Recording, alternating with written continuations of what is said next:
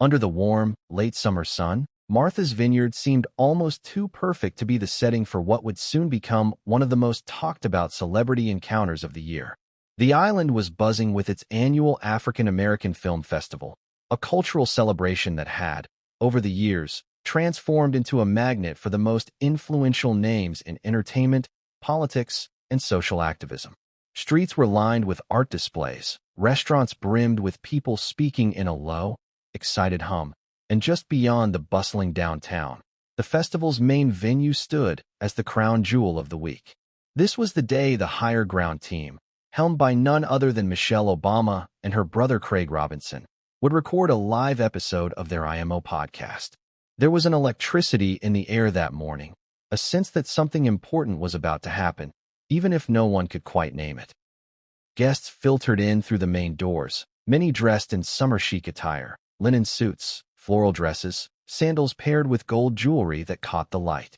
Security was tight but efficient, their dark suits and subtle earpieces blending into the decorum of the event rather than overshadowing it. People were smiling, but their eyes scanned the crowd, recognizing faces they'd only seen on television or magazine covers. Before we continue, please hit the like button, subscribe to the channel, and turn on the notification bell for updates. Inside, the stage had been set with deliberate elegance. Two armchairs faced each other on a raised platform, with small side tables holding glasses of water. Behind them, a tasteful backdrop displayed the Higher Ground logo alongside the festival's insignia. The room itself was intimate, capable of seating only a few hundred, creating an air of exclusivity. For those lucky enough to have secured a ticket, it felt like being part of a private conversation, one that would resonate long after the event was over. Michelle Obama's presence at any gathering was enough to elevate its prestige, but this was different. This was not just a keynote speech or a fleeting appearance. This was a deep dive into stories, reflections, and cultural insights shared between Michelle, Craig, and their audience. Attendees whispered about how she always had a way of making even the grandest room feel personal, her warmth cutting through the formality of public appearances. In a corner near the entrance, an unexpected figure arrived, Meghan Markle. Her appearance was not on any official guest list circulated to the press, but the recognition was instant. Dressed in a sleek ivory pantsuit paired with understated heels, Meghan walked with a kind of purposeful grace, but there was a tension in her posture, an almost restless energy. She carried no visible entourage, though a man in a dark blazer followed several steps behind, scanning the crowd as if on quiet alert. The room reacted in ripples. First came the double takes, then the hushed whispers. Was she here as a surprise guest? Was there an unannounced collaboration between her and Michelle Obama? The speculation was instant and feverish. For some, Meghan's presence was intriguing, a sign that perhaps the two women, both symbols of modern female empowerment in their own ways, were about to unite for a public conversation. For others, there was a note of skepticism. The two had crossed paths before, but their relationship had never been framed as particularly close. And Michelle, known for her meticulous planning, was not someone to share her stage without careful intent. Michelle herself was still backstage at the time, reviewing her notes and speaking quietly with Craig. She had an uncanny ability to focus despite the swirling energy outside, her composure unshaken by last-minute changes or the presence of high-profile guests. But as word trickled in through her staff about Meghan's arrival, there was a flicker of curiosity and perhaps a hint of concern. In the audience, Meghan took her seat toward the middle rows, offering polite nods to those who greeted her. Yet, even as the lights dimmed to signal the start of the event, her eyes stayed fixed on the stage in a way that felt almost anticipatory. She leaned forward slightly, hands clasped, as if waiting for a moment only she knew was coming. The opening moments of the podcast recording were everything the audience had hoped for. Michelle and Craig walked onto the stage to thunderous applause, the kind that shakes the room with warmth and admiration.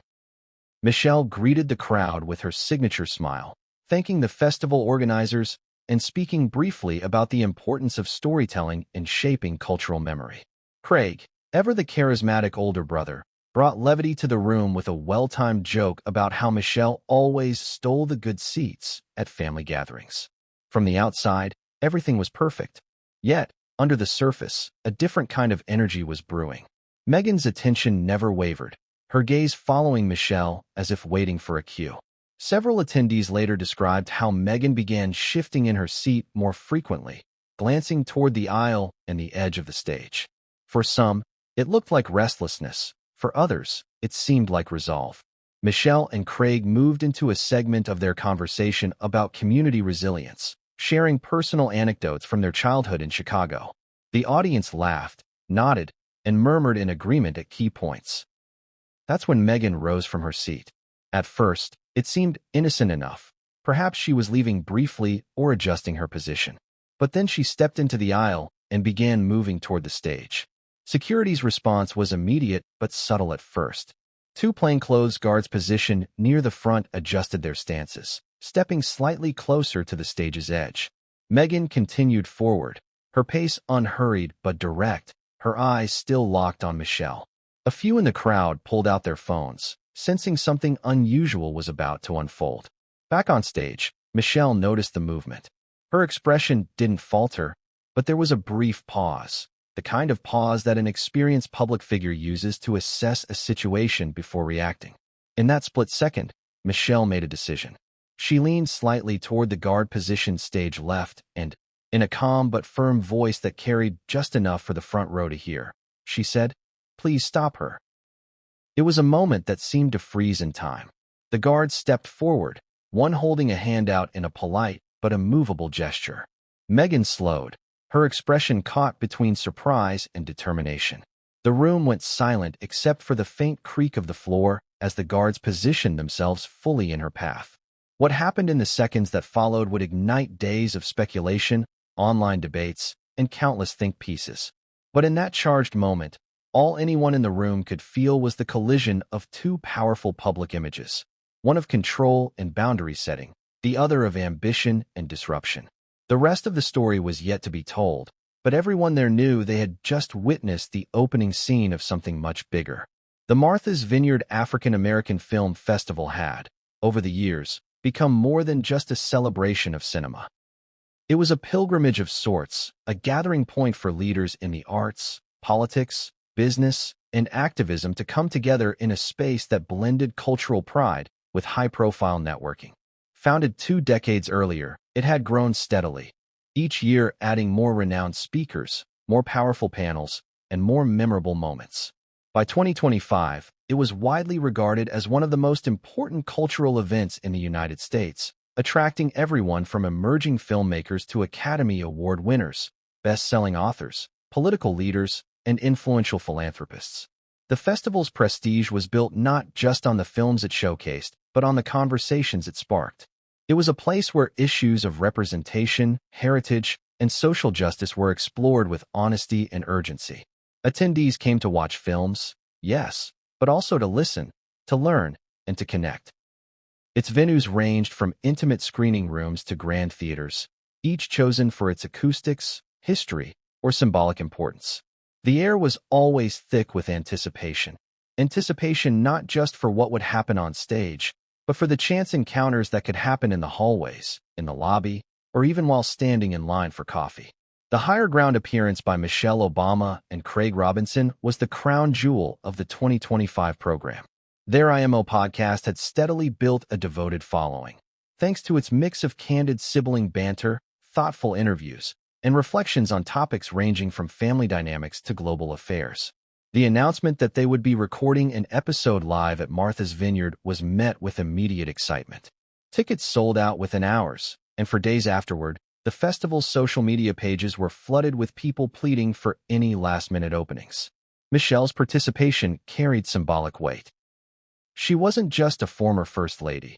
She was an enduring cultural icon, admired for her poise, her intelligence, and her ability to connect with audiences across generational and political divides. Her appearances were carefully chosen, her time fiercely guarded. She was not known to share a stage casually. The festival organizers knew that her presence would elevate the event's status even further, solidifying its reputation as a place where serious conversations and unforgettable moments happened side by side. The setting for the recording was carefully curated to reflect both the warmth of the podcast and the sophistication of the festival. The stage design was minimal but inviting. Two armchairs upholstered in a soft, warm fabric, positioned slightly toward each other to encourage intimacy in conversation. Between them stood a small table with glasses of water and a discreet vase of fresh flowers. Behind them, a backdrop displayed the logos of Higher Ground and the festival, flanked by soft lighting that bathed the space in a golden glow. Every detail, from the placement of the chairs to the angle of the microphones, had been meticulously planned. In the hours leading up to the recording, the venue buzzed with activity.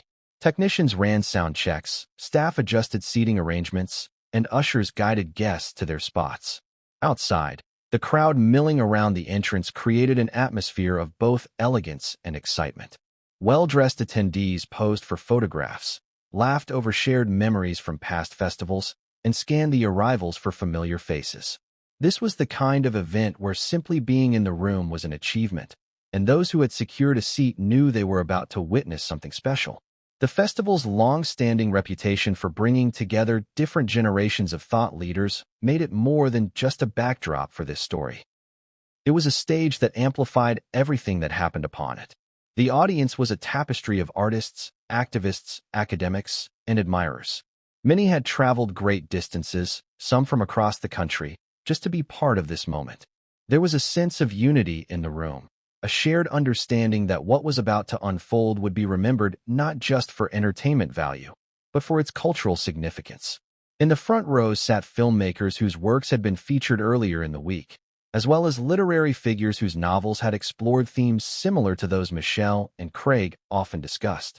Toward the back, younger attendees, students, aspiring artists, and social entrepreneurs leaned forward in their seats, eager to absorb whatever wisdom the siblings would share.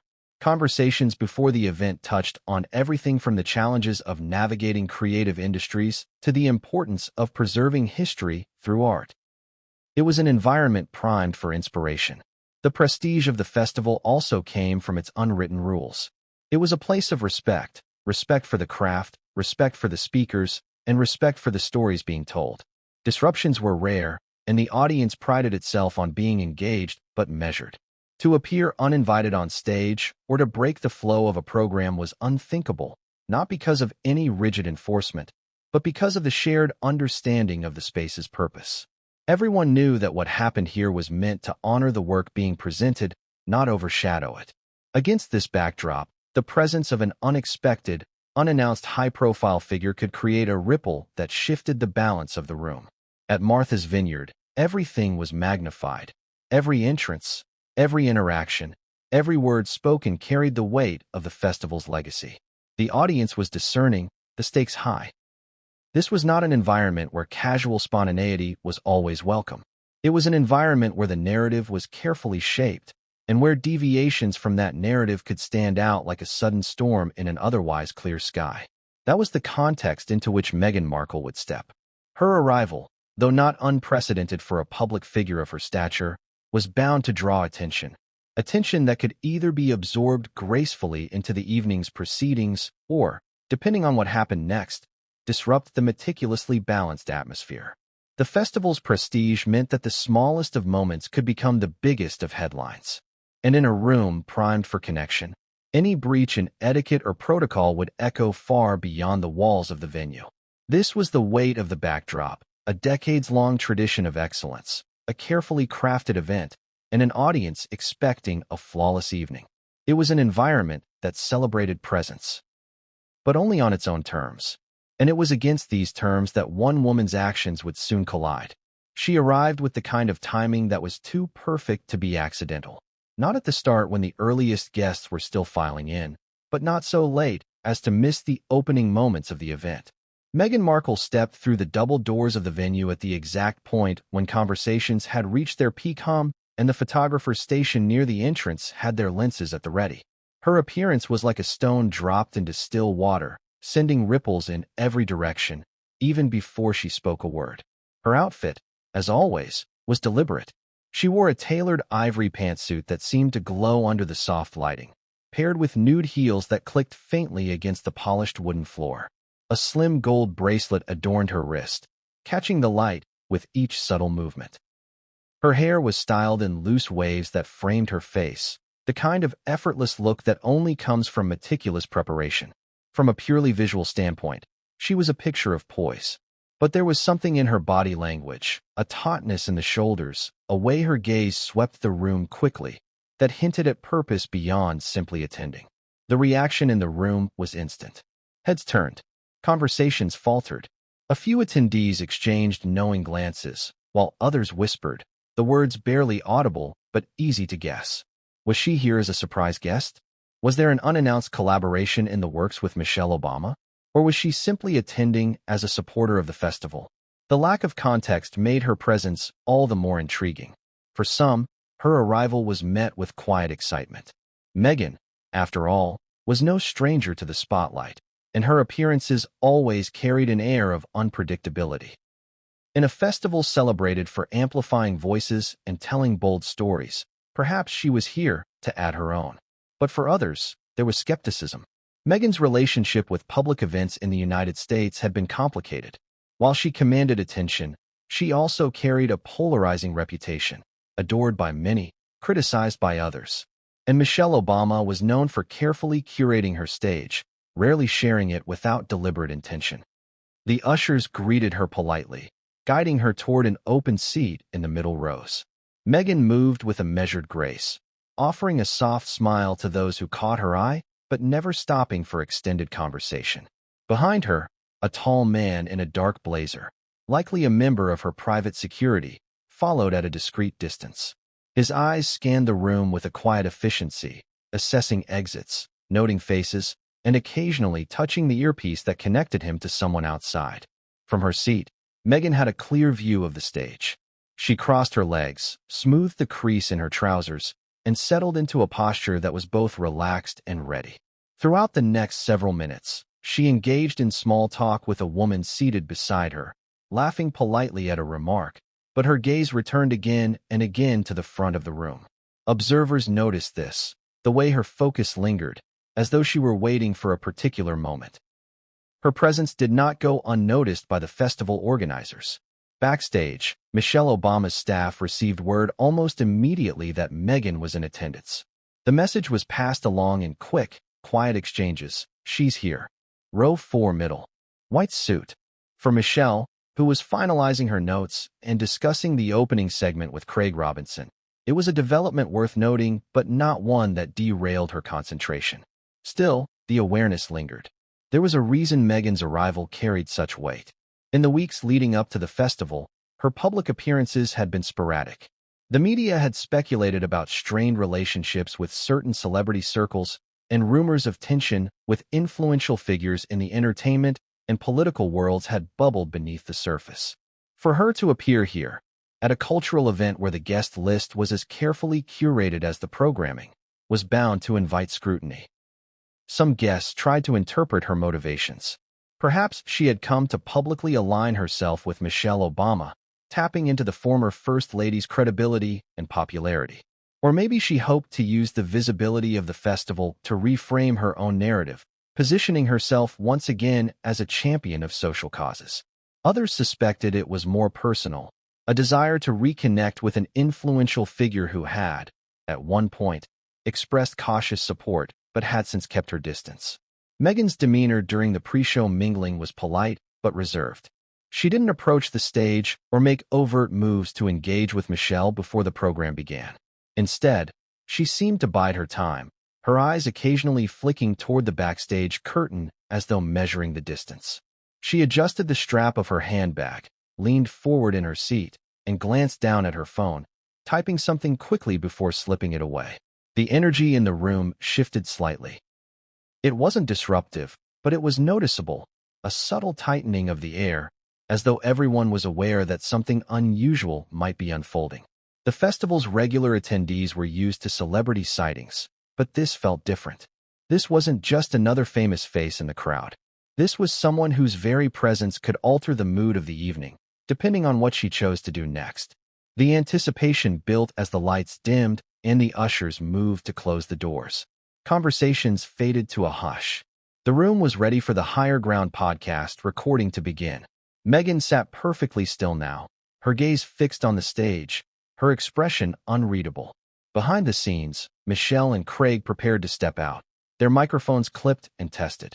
They couldn't see the audience yet, but they could feel the hum of expectation through the walls. Somewhere in the quiet exchange between staff members, Michelle caught a brief mention of Meghan's arrival again, this time paired with a low voice. "Do you think she'll try something?" Michelle didn't answer. She simply offered a half-smile and a steadying breath before stepping toward the light. As the opening applause thundered through the room, Meghan leaned slightly forward in her seat. From the outside, it could have been a simple gesture of interest, the kind any engaged audience member might make. But for those who noticed, there was a tension in it, a readiness that suggested she wasn't just here to watch. Something in her bearing hinted that she might have come with her own agenda, one that would soon test the unspoken rules of this carefully curated space. Backstage at the festival's main venue, the atmosphere was a world apart from the soft chatter and elegance of the audience area. It was a space defined by quiet focus, the kind of ordered movement that comes when everyone knows their role and the stakes of getting things right. Technicians moved briskly from one station to another, adjusting cables, testing audio levels, and signaling to each other with quick hand gestures. Stage managers carried clipboards dotted with time codes, ensuring that every segment of the show flowed without a hitch. Michelle Obama was in her element here, though she carried herself with the calm presence of someone who had walked into rooms far more high-pressure than this. She stood near a small table, reviewing her neatly written cue cards, occasionally jotting an extra word or crossing out a phrase that no longer felt necessary. To her left, Craig Robinson was loosening his tie and sipping from a paper cup of coffee, teasing the sound technician about whether his microphone would make him sound like James Earl Jones or a guy with a cold. The Higher Ground production team, seasoned from countless recordings and live events, was working like a well-oiled machine. Lighting technicians made subtle adjustments to ensure the stage glowed just right under the house lights, not too harsh, but enough to flatter the faces of the hosts. The stagehands double-checked the armchairs, making sure the cushions were fluffed and positioned precisely as Michelle preferred them. Every detail mattered, not out of vanity, but because the audience's experience was shaped by these tiny, invisible decisions. It was in this calm, organized environment that a quiet murmur began to ripple through the staff. One of the ushers had come backstage, speaking in low tones to the head of security. A few heads turned, and the message began to pass in hushed fragments. Michelle caught the tail end of one such exchange. "She's here. Just came in. Row 4, middle aisle." Michelle glanced up from her cards, her expression thoughtful but unreadable. She didn't need to ask who they meant. The mention of Meghan Markle's arrival wasn't just idle gossip among the staff. In the world of event production, an unexpected presence of someone with such a complex public profile meant adjustments might be necessary. The head of security leaned in toward Michelle's longtime aide, quietly explaining that they were keeping an eye on her movements. There was no assumption of trouble, but it was their job to anticipate all possibilities.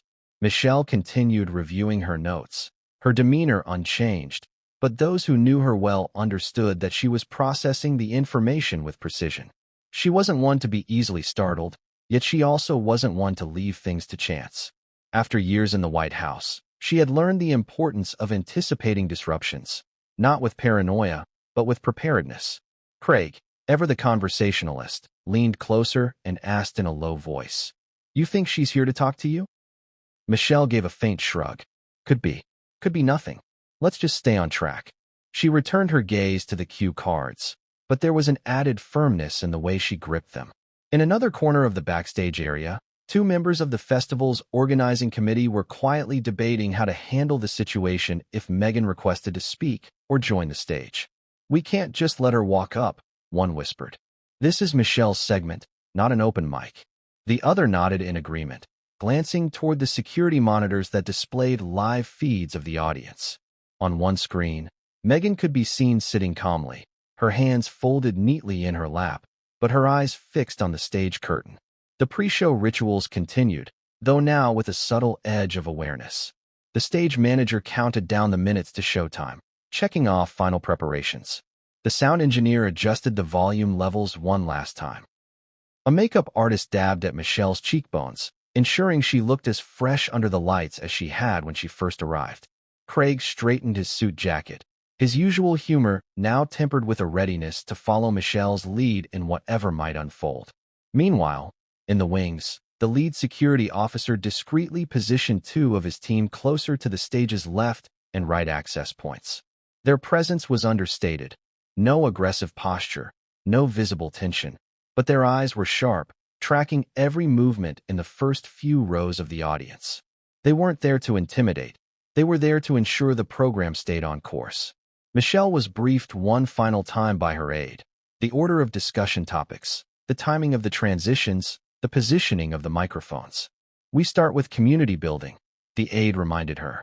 "Then Craig leads into the childhood stories, and you wrap with the audience Q&A." Michelle nodded, repeating back the sequence with the confidence of someone who had already internalized it. Still, her mind ticked through contingencies. What if there was an unscheduled interruption? How would she maintain composure and keep control of the room? The hum of the audience grew louder as showtime approached, seeping through the curtain in a steady wave. The host tasked with introducing Michelle and Craig stood ready at a podium, script in hand, waiting for the signal. From backstage, they could hear bursts of laughter from the crowd as people greeted old friends, the occasional rustle of programs, the muffled chime of a phone being silenced. Michelle glanced toward Craig, and for a moment, their eyes met in a wordless exchange. It was the kind of silent communication that only siblings shared, a mix of reassurance, readiness, and mutual understanding that no matter what happened next, they would handle it together. Craig grinned faintly and said just loud enough for her to hear, "Let's give them a show." The stage manager's hand rose, then dropped in the signal they'd been waiting for. The lights above the stage brightened in a slow fade, the opening music swelled, and the MC's voice rang out to welcome the audience. Michelle took a deep breath, squared her shoulders, and stepped into position, her focus razor-sharp. Yet, in the quiet space between the final announcement and their first step onto the stage, the awareness of Meghan's presence was still there, hovering like a subtle shift in the air pressure. The staff knew it. Security knew it. Michelle knew it. And somewhere out in the audience, Meghan herself sat poised, her own plan, whatever it might be, waiting for its moment. The house lights dimmed to a warm amber, casting a golden hue over the audience. The sudden hush was almost immediate, the kind of silence that comes not from emptiness, but from concentrated anticipation. The MC's voice rang clear through the speakers, introducing the Higher Ground podcast with a rhythm that built excitement without losing the elegance of the evening. Applause erupted, a deep, rolling sound that filled every corner of the room. From the wings, Michelle Obama and Craig Robinson emerged, their silhouettes greeted by a wave of energy. Michelle's stride was confident and measured, her smile warm and inviting. Craig followed just behind, his taller frame lending a casual balance to Michelle's polished poise. They waved to familiar faces in the audience, the connection between them and the crowd immediate. For the attendees, this was the moment they had been waiting for, a chance to witness not just an interview, but a living, breathing exchange between two people whose voices carried influence far beyond the stage. Michelle began with gratitude, her tone rich with sincerity. She thanked the festival organizers, acknowledged the importance of the Martha's Vineyard African American Film Festival as a platform for underrepresented voices, and praised the filmmakers and artists whose work had been showcased that week. Her words were deliberate, not rehearsed sounding, as though she were speaking directly to each individual in the audience. The crowd leaned in. This was Michelle at her most magnetic. Craig picked up the flow seamlessly, injecting humor with a story about their childhood in Chicago. He painted vivid images of the cramped apartment they grew up in, the sibling rivalries, and the lessons learned at their family dinner table. The audience laughed easily, the mood light and comfortable. It was the perfect opening, warm enough to make everyone feel welcome, but substantial enough to signal that this would be more than just casual entertainment. From her seat in the middle rows, Meghan Markle watched with unwavering attention. Her posture was upright, her eyes fixed on the stage, and her hands rested lightly in her lap. She smiled at the right moments, nodding along when Michelle spoke about resilience and community. Yet there was a kind of restlessness in the way she shifted slightly after each applause break, as though she were waiting for a particular moment, one that hadn't yet arrived. The stage lighting caught the gleam of the water glasses beside Michelle and Craig, tiny reflections that flickered each time they lifted them for a sip. The microphones captured every nuance in their voices, the warmth in Michelle's, the playful cadence in Craig's. In the back of the room, technicians monitored sound levels and camera angles, ensuring that nothing was lost for the audience watching remotely. As the conversation deepened, Michelle transitioned to a segment about the importance of cultural preservation through storytelling. She spoke about how narratives passed down through generations carried truths that statistics and historical records could never fully capture. The audience murmured in agreement, several people jotting down notes. Craig added his perspective, grounding the discussion in relatable anecdotes that drew knowing chuckles from the crowd. It was during one of these lighter moments that Meghan shifted again, leaning forward slightly. Her eyes darted briefly toward the side of the stage, then back to Michelle. If anyone else noticed, they might have thought she was simply engrossed. But to those watching closely, and there were several, it seemed like she was calculating something, measuring the distance between her seat and the steps leading to the stage. Michelle, ever attuned to the atmosphere around her, caught a glimpse of movement in the audience. Her training, honed through years of public life, allowed her to register it without breaking her rhythm. She continued speaking, her voice steady, but a part of her mind was now monitoring that section of the room. Craig launched into another story, this one about a time they had disagreed over how to handle a family situation and how their mother's advice had shaped their eventual decision. The story was humorous and heartfelt, drawing warm laughter and applause. It provided the perfect cover for Meghan to shift again, this time positioning herself slightly toward the aisle. Security noticed. Two plainclothes guards near the front exchanged a glance, their posture tightening almost imperceptibly. One moved half a step closer to the stage's edge, the other adjusted his stance to get a clearer view of the middle rows. The exchange was so subtle that it didn't disturb the audience, but it was enough to set a silent chain of readiness in motion. Michelle transitioned into the next segment, speaking about collaboration and the importance of lifting others as you climb. Her words carried weight, and the audience responded with murmurs of approval. But she also knew, without looking directly, that something was unfolding just out of her immediate focus. She had learned long ago that in such moments, the key was to maintain control of the room without letting the tension show. The first half of the program had been everything the audience could have hoped for, engaging, insightful, warm. But beneath that polished surface, the dynamic between the stage and one particular seat in the audience was quietly tightening. The crowd didn't yet know it, but the evening was inching toward a moment that would break the flow, shift the mood, and create a headline that would travel far beyond the island. As the applause from Michelle's last point began to fade, Meghan's fingers curled slightly over the edge of her seat. The timing was approaching. The stage, the lights, the audience, all the elements were in place. What happened next would depend on a decision she seemed ready to make. The applause was still echoing faintly when Meghan made her move. It was subtle at first, a slight lean forward, the kind of shift that could be mistaken for someone adjusting in their seat. But then she placed her hands on the armrests, rose smoothly, and stepped into the aisle. The movement caught the eye of those in her immediate vicinity, drawing a few quick double takes and a murmur or two. She didn't rush. Meghan walked with an even, deliberate pace, her eyes fixed on the stage where Michelle and Craig sat mid-discussion. The ivory fabric of her suit seemed to catch the light with every step, making her impossible to miss. In a room where the audience was expected to remain seated unless invited otherwise, the sight of someone, especially someone of her profile, approaching the stage unprompted sent a quiet ripple through the rows. The people nearest to the aisle leaned back slightly to let her pass, some of them giving polite nods, others glancing toward the stage to see if Michelle had noticed. There was a collective undercurrent of confusion. Was she going up there to join the conversation? Had there been a last-minute change in the program? Or was this entirely unscripted? Meghan's expression was controlled, almost serene, but there was a determination in her eyes. She moved past 3 more rows before the security presence began to visibly shift.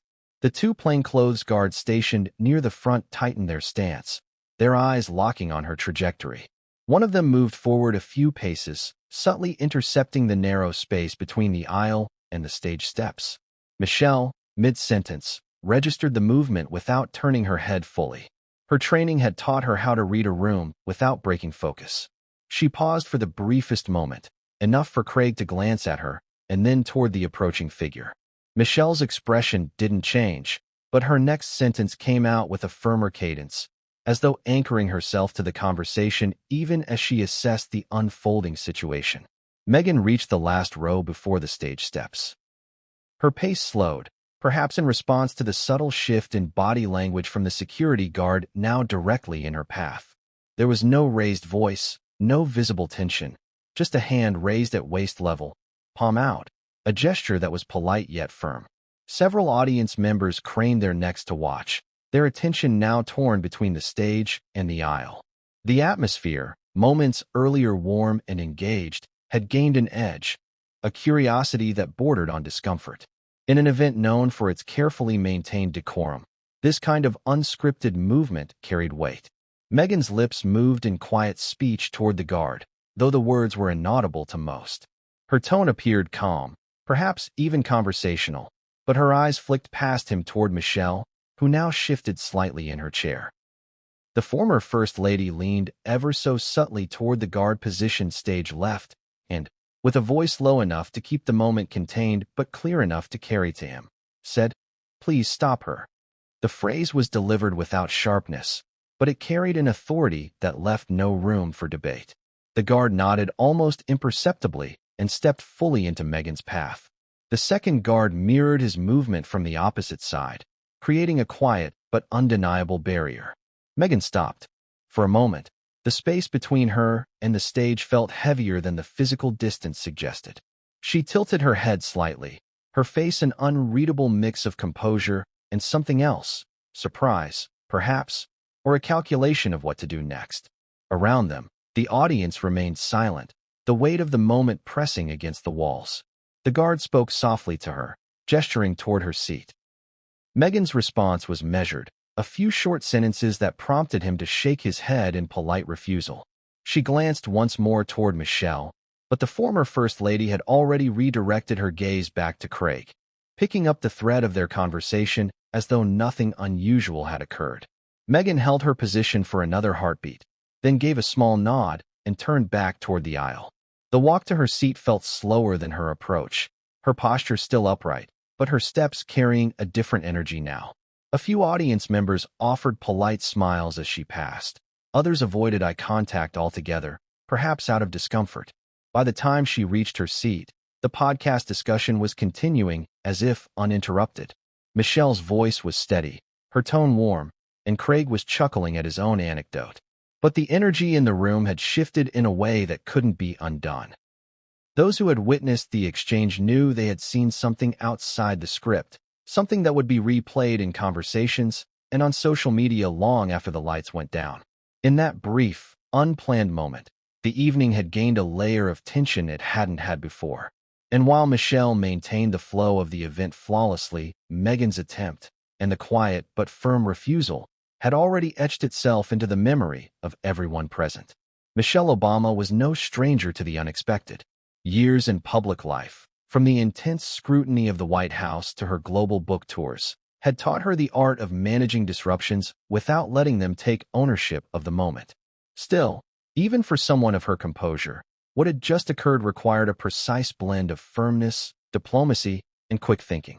The moment Meghan rose from her seat and began moving toward the stage, Michelle had caught the subtle shift in the room's atmosphere. It was a soundless change, a pause in the natural rhythm of audience engagement. The way some eyes stopped following the speaker and instead tracked the lone figure making her way down the aisle. Michelle's instincts told her that it wasn't a scheduled movement. She had been given the running order of the program, and Meghan Markle's name was not on it. When she saw the first guard step forward, Michelle kept speaking, her voice calm and measured, never betraying the fact that she was making an entirely separate calculation in her mind. She was weighing three things at once: the security protocols in place, the integrity of the event, and the optics of whatever would follow. This was a festival celebrated for its respectfulness and curated storytelling, not for public confrontations. Letting Meghan onto the stage uninvited would risk throwing the program off balance. Blocking her, however, would become its own story, one that would travel quickly in the press and online.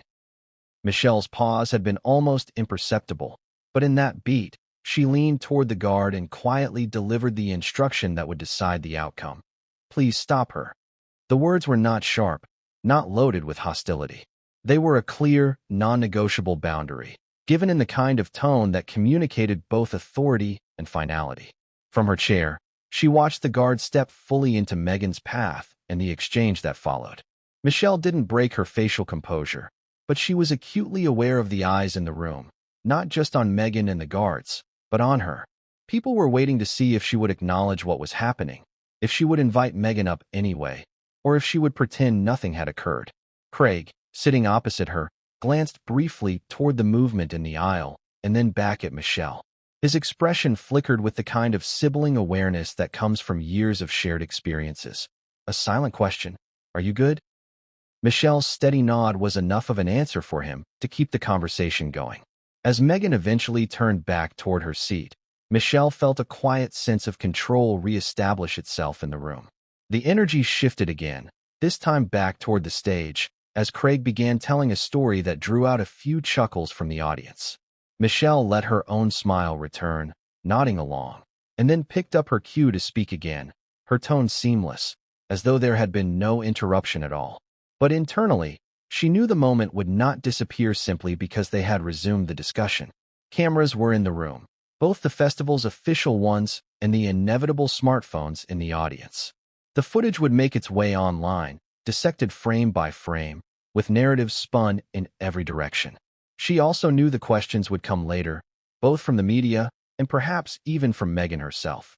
Her focus, however, was on protecting the integrity of the event. Michelle had built her public career on the idea of preparation, of respecting the stage you are given and the audience that fills the seats.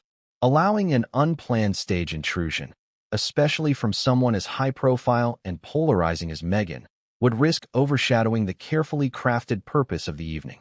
The festival was about the work, the culture, and the stories that deserved their spotlight, not about spontaneous drama. She drew in a measured breath, let it out slowly, and transitioned smoothly into the next segment. "One of the things Craig and I have always believed," she began, her voice steady, "is that when you're invited into a space, you have a responsibility to honor the purpose of that space." The words weren't pointed enough to be taken as a direct reference to what had just happened, but they carried a weight that those paying attention would not miss. A ripple of agreement moved through the crowd, a low murmur of assent, a few quiet claps. It was a gentle reassertion of authority, a way to bring the room fully back under her command without escalating or directly naming the moment. From her seat, Meghan's expression was composed, though it was hard to tell what she was thinking. She clapped at the right beats, smiled when Michelle or Craig shared something humorous, and sat back as though she had settled into the role of audience member once again. But for Michelle, the decision had been made and executed. The stage would remain hers and Craig's, the evening's focus undiluted. Her reaction, calm, firm, and non-confrontational, was exactly what the situation demanded. Any other approach could have risked embarrassment for one or both parties, or worse, turned the event into a spectacle for all the wrong reasons. By handling it with quiet authority, she ensured that the night's narrative would remain centered where it was meant to be, even if the internet later decided to spin a different story. And as the conversation on stage moved forward, Michelle never once looked back toward the aisle where Meghan had made her approach. The message was clear. The moment had passed, the boundary had been set, and the focus was where it belonged. The security team had been trained for moments exactly like this. Unexpected, unscheduled movements toward the stage that could disrupt the flow of an event or create a security risk. What made this moment unique wasn't the action itself, but the person taking it. This wasn't a random audience member. This was Meghan Markle, a figure well known to the public, instantly recognizable, and often surrounded by layers of media scrutiny. That reality didn't change their responsibility, but it did sharpen their awareness that every move they made would be watched, recorded, and potentially criticized. The guard nearest to Meghan had already begun moving before Michelle's quiet instruction reached him. His training told him to intercept early, but his instincts told him to do it in a way that wouldn't escalate tension or cause unnecessary embarrassment. As he closed the distance, he kept his body language open, his hand raised in a non-threatening, conversational gesture, a silent signal that he was there to speak before she took another step. Meghan slowed, not stopping entirely, but adjusting her pace. When she reached him, she leaned slightly toward him, her lips moving in a short, inaudible exchange. From the way her eyes shifted past him toward the stage, it was clear she was making her case to continue. The guard listened without interrupting, his stance solid but polite, then shook his head once and gave a subtle motion with his hand toward her seat. By this point, the second guard had positioned himself a few feet to Meghan's right, effectively narrowing the space she had to move forward. He didn't speak, but his presence was enough to make it clear that the decision wasn't open for negotiation. The two worked in silent coordination, each aware of the other's movements, each careful to avoid gestures that could appear aggressive to the watching audience. From the crowd's perspective, the exchange was almost theatrical in its quiet restraint. There was no shoving, no raised voices, no flurry of physical activity. Instead, it was a series of calm, measured steps. One person moving forward, two others stepping in, an unspoken line drawn that would not be crossed. Meghan's expression was composed, but those close enough to see her eyes might have caught a flicker of frustration. She glanced once more toward Michelle, perhaps hoping for an acknowledgement or a change of heart, but the former First Lady remained focused on the conversation with Craig. The absence of an invitation was, in itself, an answer. The guard closest to Meghan took a small step back, giving her space to decide her next move. It was a subtle tactic, making it clear she wasn't being physically blocked in a confrontational way, but that the only unobstructed path available was the one leading back to her seat. After a pause that seemed longer than it was, Meghan nodded once, a small, almost imperceptible motion, and began retracing her steps. The audience, which had been silently watching the moment play out, adjusted with her movement. Heads turned as she walked past, some offering polite nods or faint smiles, others deliberately avoiding eye contact. The tension in the room was palpable but contained, like the taut string of a bow that had just been drawn and released without firing. For the guards, the work wasn't over just because she had returned to her seat. The lead officer positioned near the side of the stage continued to monitor her, ensuring there was no second attempt. Another member of the security team stationed at the back discreetly spoke into a microphone clipped to his lapel, confirming that the situation had been resolved without incident. Their coordination was quiet but exact, honed through years of practice in environments where decorum had to be preserved even in moments of disruption. What was striking about the intervention was how little it intruded on the program itself.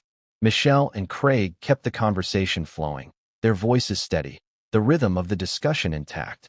To someone listening without watching, it might have seemed as though nothing unusual had happened at all. But in the visual record, in the sideways glances, the slight pause and applause, the camera phones discreetly angled toward the aisle, the incident was already cementing itself as the evening's most memorable moment. Once Meghan was seated again, one of the guards remained nearby, blending into the edge of the crowd. He kept his attention divided. Part of it on the stage, part of it on the middle rows where she sat. His role was no longer to intercept but to observe, to ensure the event could conclude without further disruption. The rest of the audience gradually settled back into the rhythm of the show. But for those who had witnessed the quiet, precise way the security team handled the moment, there was an unspoken respect for how seamlessly they had protected both the speakers and the dignity of the event. It was a reminder that in high-profile spaces, true control often comes not from force, but from calm, decisive action that leaves little room for escalation. The exchange between Meghan and security may have lasted less than a minute, but its ripple effect lingered through the room like an echo that refused to fade. On stage, Michelle and Craig continued their dialogue without missing a beat, yet beneath the smooth surface of their words, the air in the venue carried a subtle shift. The audience, though refocusing on the discussion, was still mentally replaying what had just happened. In the middle rows, Meghan eased back into her seat. Her posture remained upright, her facial expression neutral, but there was a noticeable stillness about her now. She crossed her legs deliberately, resting her hands on her lap in a way that suggested composure. Yet her gaze returned to the stage with a sharpness that hadn't been there before. People nearby stole glances in her direction, not out of rudeness, but because it was difficult not to. The entire sequence had been quietly dramatic, and the fact that no official acknowledgement had been made on stage only added to the intrigue. Some audience members shifted uncomfortably, as though unsure whether to act as if nothing had happened or to acknowledge it with whispered commentary.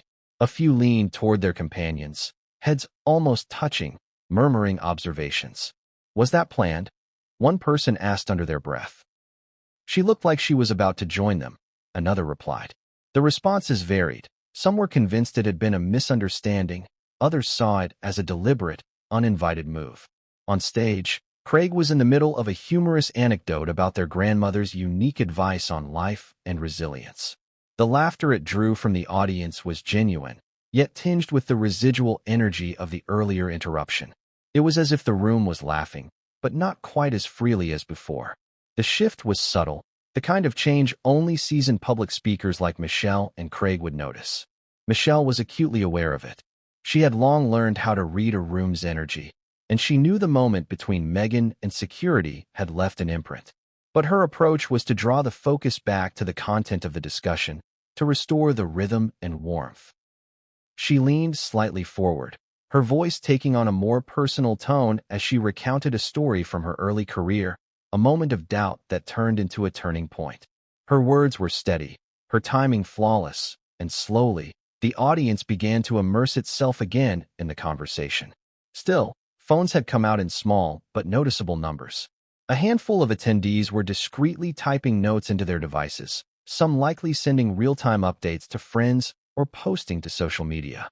There was no loud flurry of recording, but the modern reality was that anything that happened in a public space with public figures could be shared beyond those walls in minutes. Somewhere outside that room, the first whispers of the incident were already traveling. Meghan remained attentive, occasionally smiling at points in the discussion, nodding along when Michelle spoke about leadership and integrity.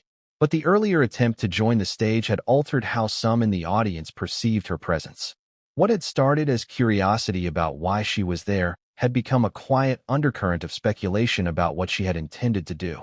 The fact that she hadn't left after being stopped suggested she still wanted to be part of the evening, even if in a different capacity now. The security personnel did not relax entirely. The guard who had intercepted her remained within a short distance, keeping her in his peripheral vision without making it obvious. His job was now one of quiet observation, ready to act again if necessary, but otherwise blending back into the flow of the evening. Michelle and Craig moved into a segment about collaboration and mentorship, inviting the audience to consider how they could contribute to their communities in meaningful ways. The topic resonated, drawing nods and soft murmurs of agreement from many in the crowd. Gradually, the earlier tension eased, replaced by a renewed attentiveness to the stories being told. Yet, for those who had been watching closely, the moment of interruption still hung in the background, like a watermark on the evening's memory. When the applause came for the next segment, it was fuller, louder, as if the audience was eager to reaffirm its engagement with the program. But even in that applause, there was a shared awareness that this night had already taken an unscripted turn. The awkwardness hadn't derailed the event, but it had left a mark, one that would be hard to ignore once the lights came up. Meghan clapped along, her expression composed, her hands meeting in steady rhythm. From the outside, she appeared unfazed, though whether that was genuine calm or practiced control was impossible to tell. For now, she was once again simply an audience member, but one whose earlier movement toward the stage had ensured that all eyes had, at least for a moment, been on her. The moment the applause signaled the end of the live recording, a subtle but unmistakable shift swept through the room. The careful attentiveness that had been maintained for the last hour began to loosen.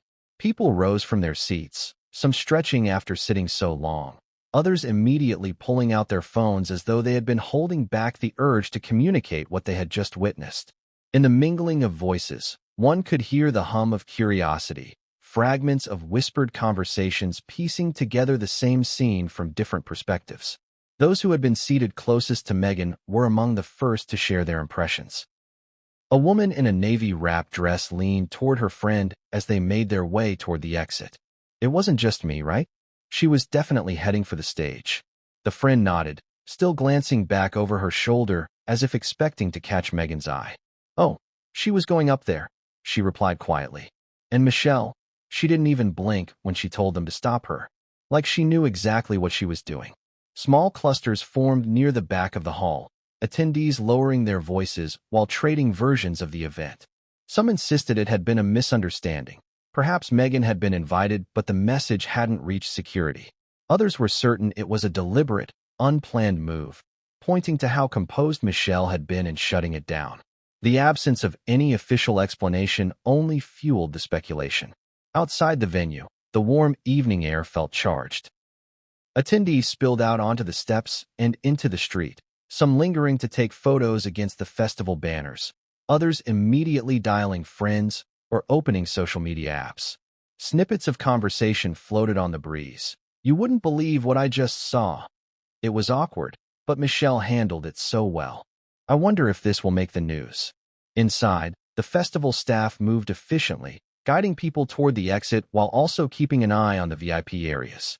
Michelle and Craig had been escorted backstage almost immediately after the recording ended, their departure timed to avoid any unnecessary encounters in the crowd.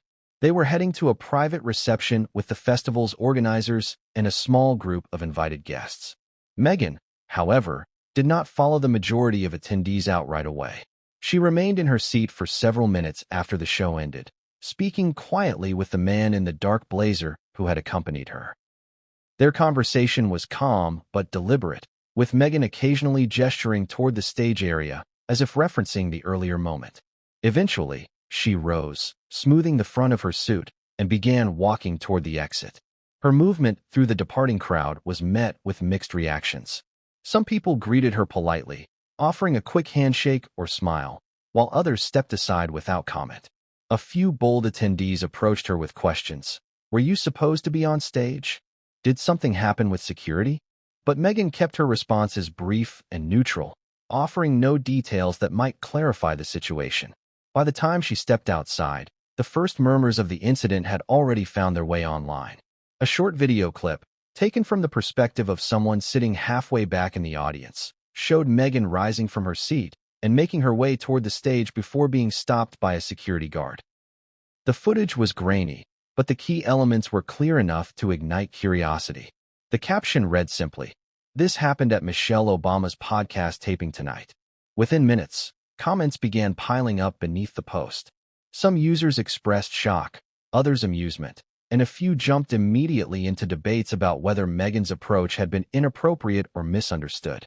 The festival's hashtag, previously dominated by posts celebrating films and guest panels, was now carrying a new thread of discussion centered on the incident. For those still at the venue, the talk continued in the reception hall and along the sidewalks leading away from the theater. A pair of filmmakers from Los Angeles debated whether the move had been an intentional publicity play. "She knows cameras are always on her," one said, sipping from a paper coffee cup. "You don't just walk toward a stage with Michelle Obama on it without knowing exactly how that's going to look." The other shook his head. "Or maybe she thought she was supposed to be part of it. Miscommunication happens." Meanwhile, inside the private reception, Michelle addressed the incident only once, in passing. When one of the festival organizers quietly remarked, "That could have been messy," Michelle responded with a small smile and said, "You can't let moments like that take the air out of the room. We had work to do tonight." She then steered the conversation back to the success of the recording and the impact of the festival. The divide between those who saw the event firsthand and those who were already consuming it through clips and commentary was stark. For attendees, it had been a brief but charged moment in an otherwise polished evening. For the online audience, it was quickly becoming the defining story of the night. That contrast would only grow in the hours and days to come, as speculation continued to spread without any official statement to anchor it.